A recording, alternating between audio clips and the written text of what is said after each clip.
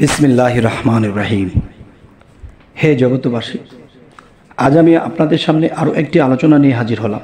সেই আলোচনাটি হলো যে আমরা এই পৃথিবীতে যেখানে যাব, যা কিছু করব, আমাদের মনের মধ্যে একটা জিনিস কাজ করে, কি ভয় কাজ করে।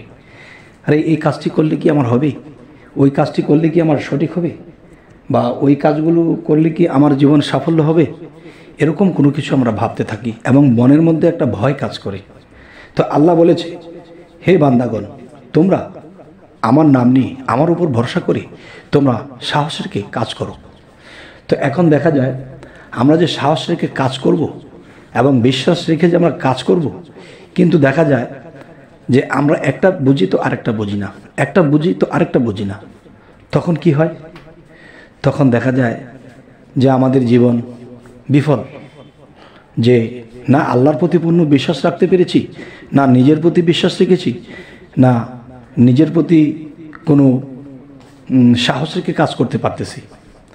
তখন আল্লাহর 99 নামের মধ্যে একটি নাম, সেই নামটি হলো ইয়া আহাদু।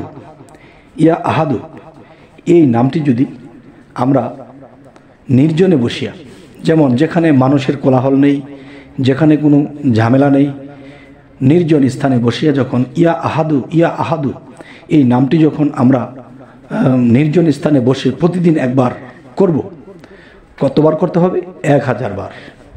ইয়া আহাদু এরকম 1000 বার করতে সময় বেশি লাগবে না, যেহেতু নামটি একদম সহজ। ইয়া আহাদু এই নামটি যখন নির্জনে বসিয়া যখন আমরা জিকির করিতে থাকব বা মনে মনে করতে থাকব, তখন কি হবে?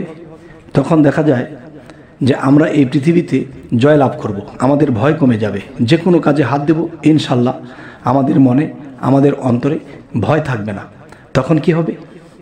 তখন দেখা যায় যে আল্লাহর নাম নিয়ে এবং বিসমিল্লাহির রহমানুর রাহিম এই নামটি নিয়ে যখন আমরা কাজটিতে হাত দেব, তখন কি হবে? তখনই দেখা যাবে আমাদের মধ্যে সে ভয় কাজ করছে না। যে কাজটিতে হাত দিছি বিসমিল্লাহির রহমানুর রাহিম বলে, তখন সেই কাজটি আমাদের সাফল্য হয়ে যাচ্ছে। আলহামদুলিল্লাহ, আলহামদুলিল্লাহ। হে আল্লাহ, তুমি এত সুযোগ সুবিধা রেখেছো, আমরা এই সুযোগ সুবিধাগুলো নেই না, এই সুযোগ সুবিধা রেখে আমরা কাজগুলো করি না, যার ফলে আল্লাহ থাকে বেজার আর আমাদের মনের মধ্যে থেকে যায় সেই ভয়ের সঞ্চার। তখন আল্লাহও থাকে বেজার আর আমাদের কাজটি হয় না, তখন আমরা বিফল আমাদের এই জিন্দিগি। তবে হে জগতবাসী, অবশ্যই অবশ্যই, তবে আরেকটি কথা আমি আপনাদেরকে বলি। আপনারা মনে মনে বলতে পারেন, লোকটা হে জগৎবাসী বলে কেন?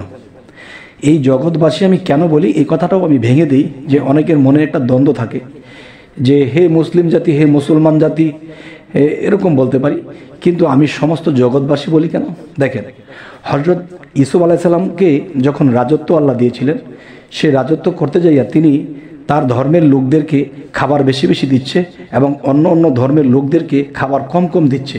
তখন কিন্তু সেই হজরত ইউসুফ আলাইহিস সালামকে আল্লাহ ধমক দিয়েছে, হে ইউসুফ, আমি সমস্ত বিশ্বের সমস্ত মাকলুকাতকে খাইয়ে রাখি, মানুষকে খাইয়ে রাখি, সমস্ত মানব জাতিকে আমি খাওয়াই রাখি, কাউকে কম দেই না, বেশি দেই না, আমি সকলকে সমান দেখি, সমান দিয়ে থাকি। তাহলে তুমি আমার নবী, তুমি কিভাবে কম দাও? তুমি কিভাবে তাদের প্রতি অবিচার করছো? তাহলে তুমি তো আমার ধর্মে দাবিত নই, তুমি তো তোমার নিজের মন গড়াই চলছো। আমি যদি সকল জাতিকে যদি সমান দেখি, সকলকে যদি আমি খাওয়াই রাখি, তাহলে তুমি আমার নবী হয়ে কেন কম বেশ করছো? তখন তাকে যখন এই ধমকখানি দিলেন, তখন সেই নবী আবার সকল ধর্মের লোককেই সমান করে দিতে শুরু করেছে। তবে আমার যে কথাটি হলো যে এই আল্লাহর নাম শুধু মুসলমান জপলে মুসলমানের কাজ হবে তা না, এই সমগ্র জাতির জন্যেই আল্লাহ কোরআনকে দিয়েছেন, এবং এই কোরআনকে এবং আল্লাহর নামের উপর যদি তারা ভরসা করে, তারা যদি অন্য ধর্মের লোকও হয় আর যদি আল্লাহর এই নাম জপনা করে, সেও ফলাফল পাবে ইনশাআল্লাহ।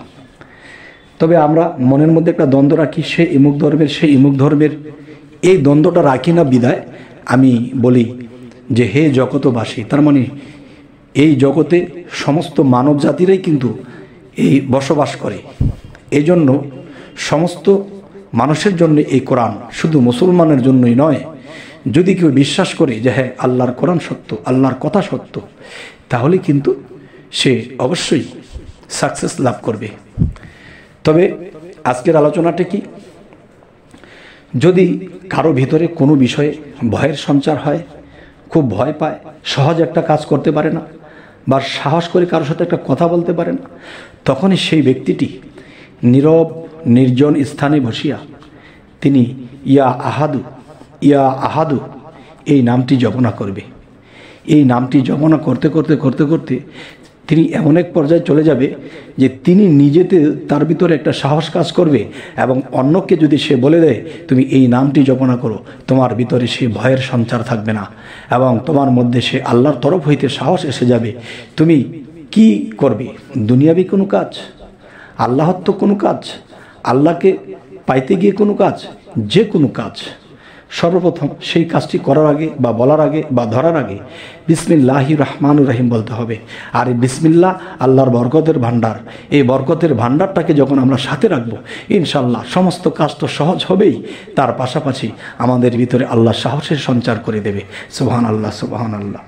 তবে হে জগতবাসী, আজকের এই আলোচনা ওইসব ধরনের লোকেদের জন্যই যারা ঘর বৈঠক হয়ে থাকে, তারা ঘর থেকে বাইর হইতে ভালো লাগে না, সাহস পায় না, এবং কোথাও যে একটা কথা বলবে এটাও তার দ্বারা সম্ভব হয় না, তখন তার সংসারের মানুষগুলো কষ্টে থাকে, সে নিজে কষ্টে থাকে।